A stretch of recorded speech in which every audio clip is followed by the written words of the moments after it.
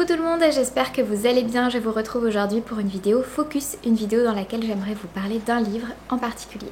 Avant d'entrer dans le vif du sujet, je tiens quand même à vous dire que j'ai reçu ce livre en service presse, c'est-à-dire qu'un éditeur me l'a envoyé gratuitement. Donc merci beaucoup aux éditions Rivage. Du fait que ce soit un service presse, je vais essayer de ne pas faire ni une presse trop positive ni une presse trop négative, de rester le plus neutre possible, justement pour ne pas détruire le livre ni l'encenser au maximum. Je respecte bien sûr le travail de l'auteur et de l'éditeur, et je vous respecte vous aussi. Je ne vais pas vous mentir si un livre m'a plu, pas plu. Je vous dis la vérité, et donc là, comme c'est un livre qui va bientôt paraître, je vais essayer de rester vraiment neutre et de vous donner simplement un petit peu le contenu de ce livre, de vous donner quelques clés de lecture pour que vous sachiez si oui ou non ça vous plaît, si oui ou non vous avez envie de lire ce genre de livre. Comme ça, on est clair.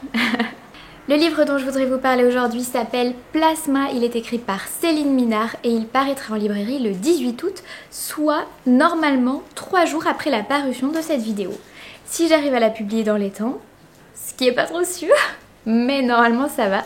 Et ce qui veut dire que a priori mon timing est pas trop mauvais.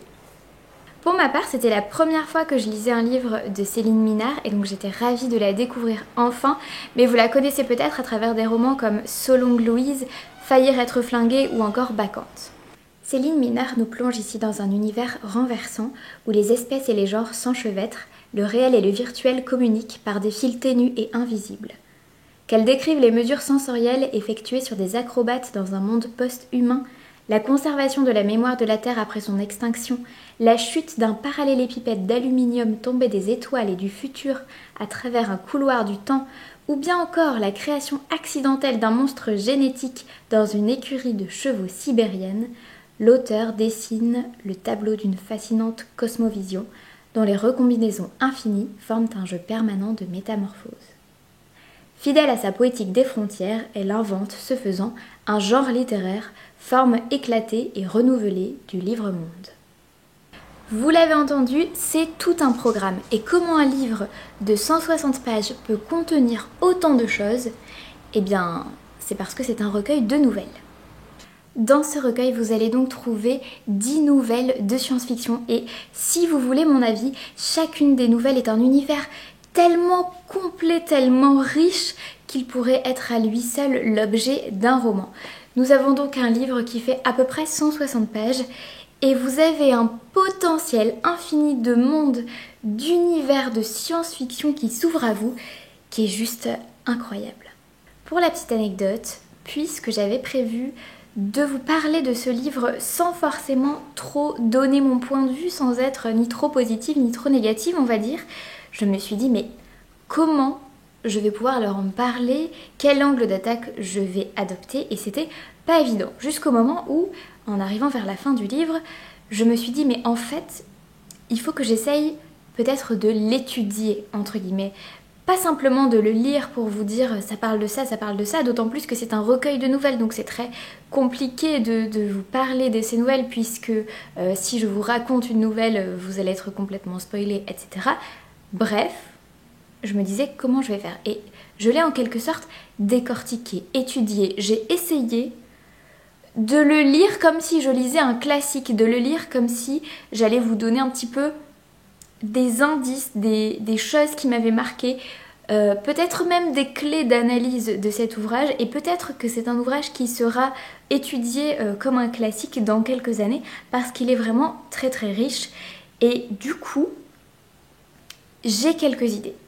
Mais ça n'est que mon interprétation des choses, ce qui veut dire que peut-être que je me trompe sur toute la ligne, mais en tout cas, c'est ce que ces nouvelles m'ont fait ressentir.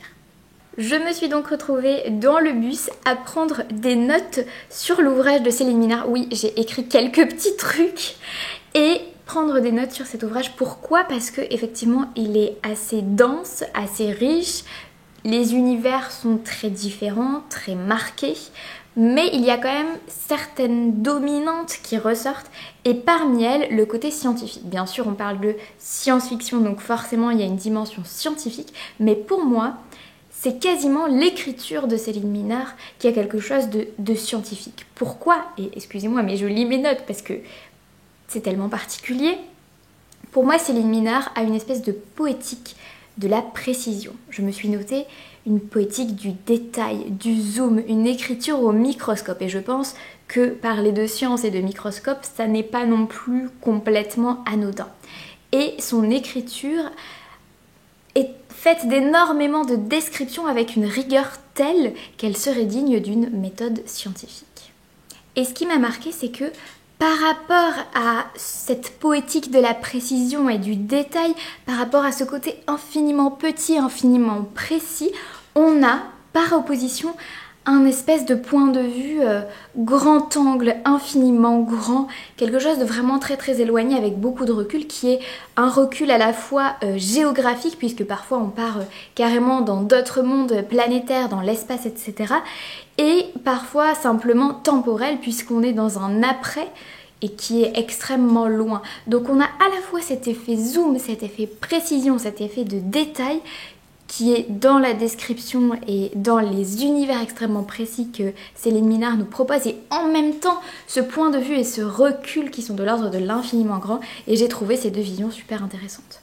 Je vais illustrer ce propos par un petit exemple en vous parlant d'une nouvelle à l'intérieur de ce recueil qui s'appelle Ricochet. Dans Ricochet, on a à la fois cette description extrêmement précise de tout ce qui s'y passe, notamment du mouvement très précis et très scientifique qu'il faut faire pour réussir à faire des ricochets.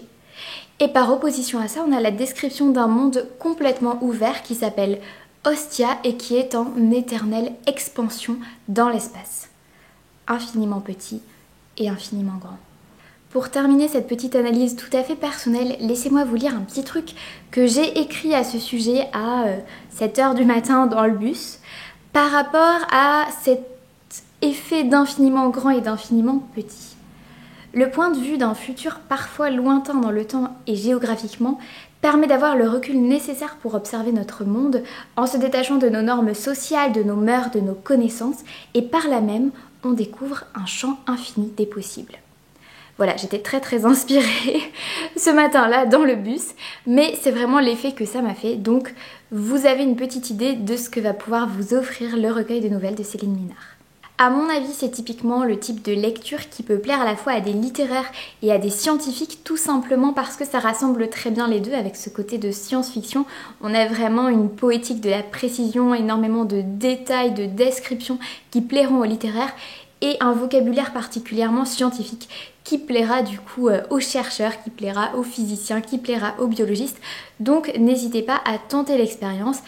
Par contre, bien sûr, si vous êtes moins tenté par la science-fiction, eh bien peut-être que vous irez vers d'autres lectures. En tout cas, vous savez à quoi vous en tenir. Et voilà, c'est tout pour Plasma de Céline Minard. Encore merci aux éditions Rivage de m'avoir envoyé ce service de presse. Merci à vous d'avoir regardé cette vidéo et je vous retrouve très bientôt. Bye!